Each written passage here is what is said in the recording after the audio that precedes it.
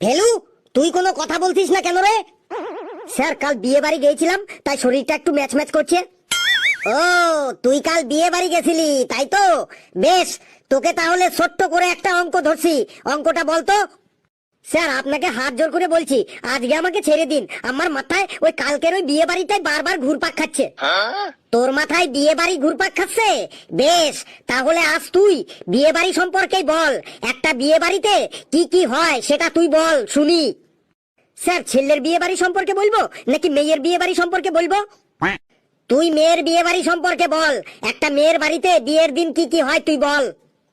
বাড়িতে সকাল থেকেই আশা ভোসলের গান চলে, কথা হয়েছিল তবু কথা হলো না, আর সবাই এসেছে শুধু তুমি এলে না, তারপরে আর কত রাত একা থাকবো, এই গানটাও চলবেই চলবে, একদম মাস্ট। তারপরে বাচ্চা বাচ্চা ছেলে মেয়েরা বিয়ে বাড়িতে প্যান্ডেলের মধ্যে লুকোচুরি খেলবেই খেলবে। কোনো বাচ্চা আবার 10-12টা চেয়ার একটার উপর একটা সাজিয়ে উঁচু করে তার উপরে উঠবে আর সবাইকে বলবে, এই দেখ আমি পাহাড়ে উঠেছি।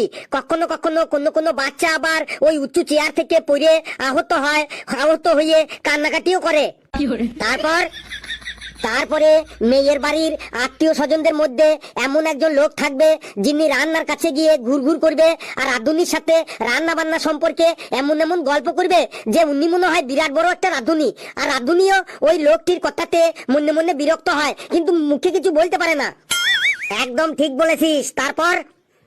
তারপরে যখন সন্ধ্যা হয় তখন বিয়ে বাড়িতে আলোতে ঝিকিমিকি করে, তখন আত্মীয় স্বজন বন্ধু বান্ধব পাড়া প্রতিবেশীরা মুখে সোনু পাউডার মেখে রং বেরঙের পোশাক পরে সেজে গুজে এক এক করে বিয়ে বাড়িতে প্রবেশ করে। কেউ কেউ আছে তারা এমন সাজে যে তাদেরকে আর চেন্নাই যায় না। তারা বিয়ে বাড়িতে ঢুকেই প্রথমেই দেখে নেবে ফুচকার স্টলটা আর পকোড়ার স্টলটা কোথায় আছে। বিয়ে বাড়িতে ফুচকার স্টলে এত ভিড় থাকে যেটা কোনো মেলাতেও দেখা যায় না। কেউ কেউ আছে ফুচকার দোকানে এমন ভাবে হামলে পড়ে যে বাবার জন্মেও কখনো ফুচকা খায়নি। কেউ আছে কিনে খেলে 5টা-10টার বেশি খায় না, কিন্তু বিয়ে বাড়িতে গিয়ে ফ্রিতে পেয়ে 50-60টাও খেয়ে ফেলে। একদম ঠিক বলেছিস। তারপরে যে মেয়েটার বিয়ে, সেই মেয়েটা যখন সেজে গুজে সিংহাসনে বসে, তখন সবাই তাকে ছবি তুলতে ও তার সাথে সেলফি তুলতে ব্যস্ত হয়ে পড়ে। সে সেদিনকার মতো একদম সেলিব্রিটি হয়ে পড়ে। ঠিক।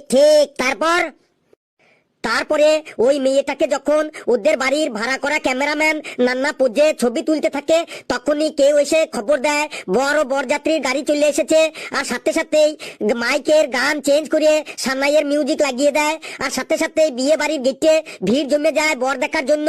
তারপর নতুন বরকে দই মিষ্টি খাইয়ে বরং কোনো বিয়ে বাড়িতে ওই চলন আটকানো নিয়ে এমন দর কষাকষি চলে, শেষে ছোটখাটো যুদ্ধ লেগে যায়। ঠিকই বলেছিস একদম।